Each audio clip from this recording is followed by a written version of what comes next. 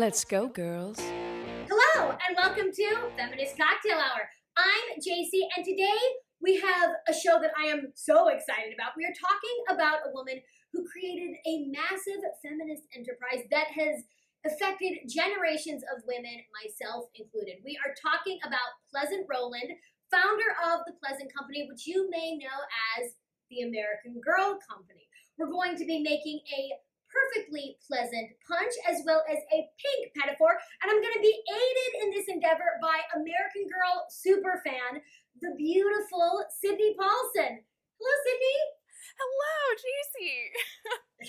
So Sydney is the curator of the Instagram 5 Hens and a Cockatiel. She's a major Instagram influencer. She has 63,000 followers. She's been profiled by Seattle Evening Magazine, the New York Times, and then also, though, Humans of New York. Yes, Humans of New York too, yeah.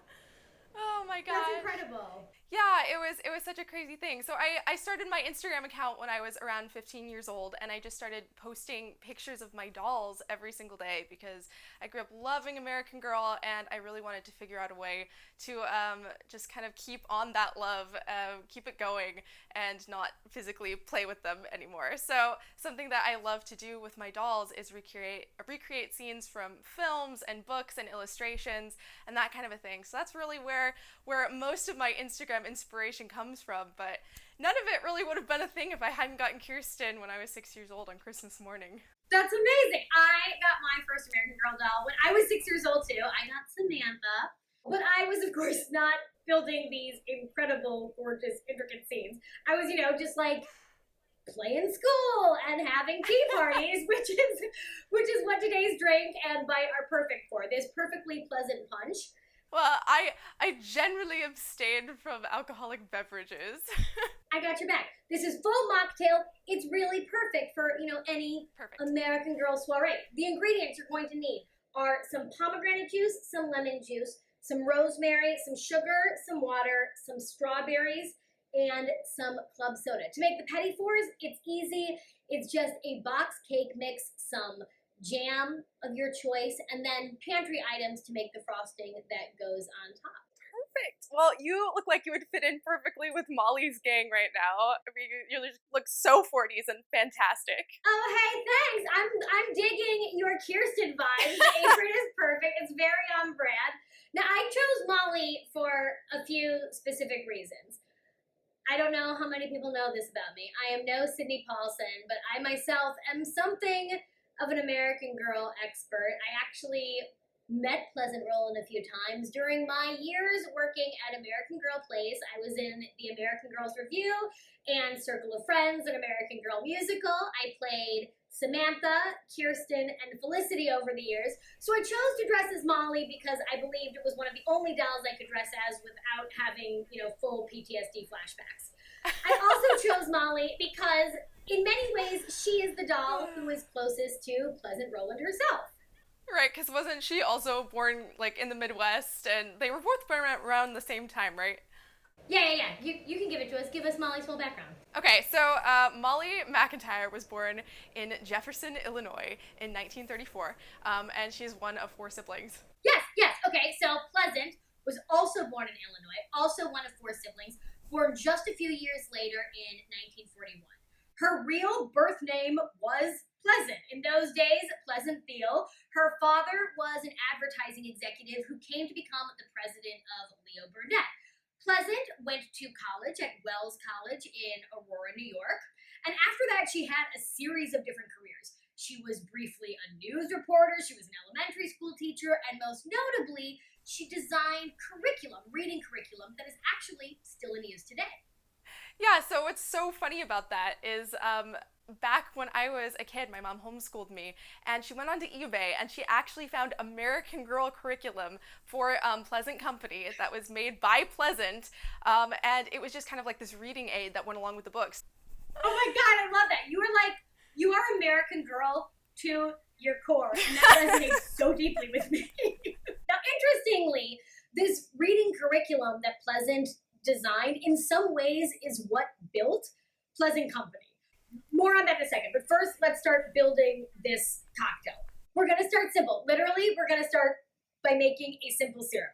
We're going to take our rosemary, it's like a little sprig of rosemary in here, and we're going to add it into 2 tablespoons of sugar and 2 tablespoons of water. Then we're going to seal up our jar. Sounds good. Screw it on real tight. And then we're just going to shake it up. Just like Pleasant Rowland shook up the doll industry. Yes, girl! That was a very American Girl transition. That's exactly how we would have done it in the review. So when American Girl was first introduced, there were not a lot of options when it came to dolls. I mean, like, I was alive. There were millions of dolls, but, like, there were only 2 real categories. There were baby dolls, like Cabbage Patch dolls, and there were fashion dolls, like Barbie dolls. So Pleasant was unimpressed by the options that she had as gifts for her nieces and felt that there should be some doll on the market that represented the 8 or 9-year-old girls that were actually buying these dolls. So, in 1986, Pleasant Company was formed, financed by Pleasant's residuals from her textbooks and curriculum. And it's so funny because American Girl just came out with their newest historical doll, which it comes out, her time period is 1986. And JC, she even has her own mini Molly doll, which is the most meta thing that they could possibly have done. I'm really afraid that one day there's going to be a 2020 doll that's going to have a Courtney doll that has a Molly doll. That's when things are going to get really scary. I mean, this is already terrifying for me. 1986 is the year I was born. My mother, in fact, tells the story that 3 months after my birth, she got the very first Pleasant Company mail order catalog, and she was like, well, this is a problem because we're going to need all of this. Pleasant Company, of course, started as a direct-to-mail company because they knew that they couldn't compete in the retail space with big companies like Mattel. They also felt like they had, a subtler message to portray. So what blows my mind, though, is that when the catalog first came out, the company was already doing so much. Right off the bat, it was a doll company, it was a clothing company, it was a publishing company, it was a toy company, it was a mail order company. I mean, it is no surprise that all of Pleasant's friends told her that this was going to be a tremendous failure. But Pleasant is quoted as having said, I broke a lot of rules because I didn't know the rules. And that seems to have worked for her because by the end of their first holiday season, American Girl had cleared more than $1 million in sales. Like, that is the most shocking thing that could possibly happen at the end of this year. I mean, like, Pleasant made it such a smashing success. That's true! Speaking of smashing, we're gonna smash up some stuff for this drink! Okay, we're gonna throw in our 3 4-quartered strawberries here. We're gonna pop those into a cocktail shaker. If you don't have a cocktail shaker or a pint glass like you have there, that will work great. Okay, cool. And then you're going to pour in 3/4 of an ounce of your lemon juice. And we're going to muddle. Now, I have a muddler, but the back of a spoon works just as well. So every time I use like a mortar and pestle like this or a muddler, every single time, I'm not kidding you, I feel like a pioneer woman. Like, I feel very much like this is the way that Kirsten and her mother were like baking bread. Yes, I definitely feel like Kaya. I know that she like crushed berries and roots. She would make finger cakes with them. See, I don't know the Kaya stories as much though. I know the Kaya, any doll that was introduced like in the 2000s, I know less well than the 90 dolls. How many historical dolls are there now? Whew, I don't actually know them by number. I can name them off for you though. So we have Kaya, and then we have Felicity Merriman, our Revolutionary Girl. We have Caroline Abbott, growing up in 1812, and we have Josefina Montoya, living near Santa Fe. We have Kirsten Larson, who immigrated from Sweden, and we have Marie Grace and Cecile from New Orleans. We have Addie Walker, who escaped from slavery with her mother and the rest of her family. Jump a few decades and we get to Samantha Parkington, who grew up in 1904. And we have Rebecca Rubin, who is in New York in 1914. Kittridge, growing up in the Great Depression. And we have Molly McIntyre, World War II. Right before Molly, we also have Nenea, who was from Pearl Harbor in Hawaii at that time. Maryellen Larkin, whose story kind of revolves around a polio vaccine and just kind of the idea of space travel. We have Melody Ellison, who grew up during the Civil Rights Movement in, I believe, Detroit. And then we have Julie Albright, a 70s San Francisco girl. Now we're at Courtney Moore from 1986. But yeah, one of my favorite things about American Girls growing up was I finally started understanding that girls from 200 years ago could feel just the same kind of deep emotions that I did and have the same passions and the same goals. And it just brought history so near to me versus it being some far off thing that you don't really think about. And I think Pleasant really did found the company for girls, to show that girls of today, as well as girls throughout history, can really accomplish anything. I think that's right. And I think that is what makes the brand so influential and so... Yeah, exactly. Yeah, it's what makes it so enduring. That, like she has said, after everything that the company was, at its heart, it was a girl company. Now, I have confession time. I don't know all of the American Girl historical characters super well, but I do actually own all of them. Between my sister and I, we have accrued $27. So, my question for you, Sydney, is what's your number? So I kind of lost the pride of telling my number when I hit around 35, and now I've gotten so many over the years just for customs, for different photo shoots and stuff, that it's just kind of a vague number of probably around 50 floating. Wow. in the ether. Yeah. I'll tell you though, it looks even like more than that though. Do you alter their hairstyles? Do you change their? Yeah. Yeah, so I work with several wig companies, which has been fantastic because I'm always having like wigs on hand galore. So whenever I want to recreate a scene from a book, like if I'm doing a Kirsten illustration and I need a bunch of different characters, I have several dolls without hair specifically for this purpose, and like one of every face mold, and I have all of my wigs, and I just kind of swap out the wigs, and it works great. That's incredible though. I love it. I wonder, that's like a big question that I've asked, like when I've looked at your photos. So, do you have a favorite doll? You know, it always comes back down to the stories for me. The series that really stayed closest to me are Addie's books, which are just like the most beautiful written thing in the world. They're gorgeous. All of the characters are so like human and deep and wonderful. And then Molly's books. I just identified so hard with Molly. I wanted to be Molly's friend. I wanted to, just grow up in her world with her as my neighbor. How about you, JC? I felt the same way about Molly. I identified with her character in the books so strongly, but it's a complicated question. Samantha was my first doll. It's also the character that I played in the show. So over time, Samantha probably evolved to become my favorite because I have such nostalgia about her. I mean, to this day, the words of Samantha ring in my ear, right? My very first lines in the show when I came out, the first thing I sang was this. I went, "You take a dainty bite of a penny for, you're wearing petticoats and a pinafore." I could do all the choreography too. I will refrain.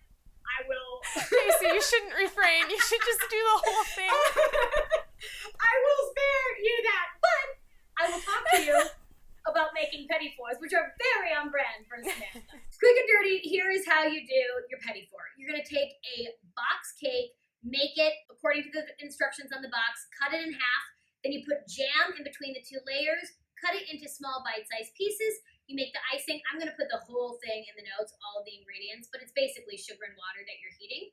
Then you're going to pour it over your cakes, and at the end, they look like this. Adorable. You can see it in person here, too. Oh, it's so cute. I know, right? Hey, thanks. Yes. Now, the cake is pretty delicious, and I like to think fairly adorable, but you can see that my photography skills of the process are pretty rough.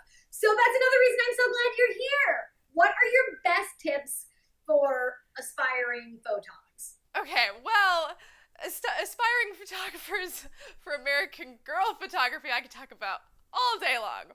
And I actually have a miniature setup right here at the moment where I have kind of this coffee shop scene set up, and I can do this on a kitchen table because in the background I just have ambient light, and I'm going to be shooting like from waist up, so it kind of looks like an indoor scene.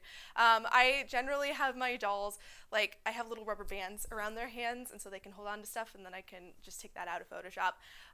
But something that's really fun that I don't usually do, but sometimes if I want to add an extra realistic element, is I have this big sheet of plastic here, and I will put this in front of my photo so that I can shoot through it to make it look like a coffee shop window. I always try to tell a story with my pictures, and that can be kind of difficult when dolls are very rigid and they are just made out of vinyl and their eyes, just open and shut. They can't even look around. And I was thinking about where that came from, and I really think it stemmed with like the American Girl characters in their books. It's really incredible how much storytelling from American Girl has influenced just kind of my job and what I do. And coming to think of that, it's funny because I don't have any idea what kind of human being I would be if I hadn't gotten Kirsten for Christmas when I was 6 years old, because American Girl has just been such a big part of my life from the very beginning. It's funny because like it's completely the same for me. Again, before I was in the show, before any of that, like I was a huge American Girl fan. I had the dolls, and like I forced my friends to join my American Girl club, and like we all made mob caps, and I made them perform, the plays at all of our slumber parties, and it fostered the love of storytelling that I think I had innately, but it also encouraged my love of American history and women's history. And of course, here I am, like decades later, in the middle of a quarantine, and what do I turn to? Like telling stories of historical women, and also making cocktails. Which, by the way, we should finish. We should finish the drink. So we're gonna add other stuff to this cocktail shaker. We're gonna add in like an ounce and a half-ish, an ounce and a half of some pomegranate juice. Okay, right into the strawberries? Yep, pop it into the strawberries. Okay. And then you're gonna take that good simple syrup that we made before, and you're gonna pour pretty much all of it in, which should be about an ounce. I'm gonna hold back that rosemary to keep it from getting in there. Now, you're using a pint glass, so you're not going to shake it the way like I'm going to shake it when I put my lid on here. You're just going to roll it back and forth between your two glasses. Okay. However, am going to shake it. Oh, there we go. Okay, there you go. Yeah, you're going to roll there. And then I'm using a coupe glass, but any glass you want to use is fine. And I'm going to strain it into my coupe glass. We're going to top it with a little sparkle, a little bit of club soda. And I'm going to garnish it with a little bit of a little piece of a lemon round here. Because I think fancy I think it looks so sunny then. I think it looks like so... It does. Right? It looks so happy. It feels like very American Girl to me. We have our drink, so we need a toast. This is hard to do without getting like a little emotional because like, Pleasant changed my life personally so much. We also have to acknowledge, by the way, that like Pleasant was an incredible businesswoman, of course. She built this company to a company with $300 million in sales over the course of like a decade before she sold the company in 1998 to Mattel for $700 million, which is around the time that like I joined the company and worked at American Girl Place, where Pleasant had a reputation for being a little bit tough, which I think she was, but I don't think you get where Pleasant got unless you have like some well-earned grit. And what I always appreciated about Pleasant was that she surrounded us girls with so many strong women. Virtually everyone in the theater was a woman. The composer, the book writer, the lyricist, our director, all of the stage managers and child supervisors. Even the authors of the American Girl books were all women. Like all of the authors. We have Janet Shaw, we have Kathleen Ernst, we have Denise Lewis Patrick, Sarah Bucky, Connie Porter, and Jacqueline Green. We have Kirby Larson, Megan McDonald, Kellen Hertz, and of course the lovely Valerie Tripp. Now, Valerie is actually a huge part of the whole, like, genesis of American Girl story, which we didn't even talk about, right? American Girl, like, the idea, I'm sure you know this story, but, like, the idea for American Girl came to Pleasant after she took a trip to Colonial Williamsburg, and she saw all of these, like, children getting so involved in history, like, putting themselves in this place. And she wrote Valerie Tripp a postcard, she says, in green ink, and she outlined in this one postcard the entire, like, idea of American Girl in extreme detail. She was like, what about a company with dolls for girls that looked like girls? They would be historical dolls from every era, showing that girls throughout history have had the same kinds of struggles. They would have historically accurate costumes. Maybe there would be dresses that the girls could wear to match. Like, everything in that first postcard to Valerie Tripp, who she then reached out to and asked her to write the books. That was, like, when Valerie really became an author. And I have a little special toast from none other than Valerie Tripp. Yay! Really? I do, yes. All right, so we're going to check it out. Hi, my name is Valerie Tripp, and I'm raising Felicity's teacup to toast Pleasant Rowland. Pleasant has been my friend, my colleague, my mentor, my partner in mischief and laughter, and most of all, my teacher for 46 years. Pleasant, you changed my life just as you changed the lives of millions of girls who fell in love with the American Girl characters. Let's hope we can all be as brave as Felicity, as kind as Josefina, as noble as Samantha, as determined as Kit, as creative as Molly, and as wide open to the whole wide world as Maryellen. Here's to you, Pleasant, with love and thanks forever. Oh my gosh! I know. It's literally impossible to top that toast from Valerie, just the most inspirational, lovely lady, and someone who came into our lives all because of the American Girl Company. So let us raise our glass to Pleasant, to Valerie, to girls everywhere. Cheers! Cheers! Thank you so much for joining me, Sydney. Oh, who's the best? Thank you, JC, for having me. Of course. Thank you, everyone, for tuning in. I hope that you enjoyed this episode of Feminist Cocktail Hour. If you did, make sure to subscribe, follow me on Instagram, follow 5 Hens and a Cockatiel. She's amazing. You will not regret it. And hey, tune back in on Tuesday. I'll have a new lady, a new libation. Until then, cheers! Follow your heart when it's hard to know what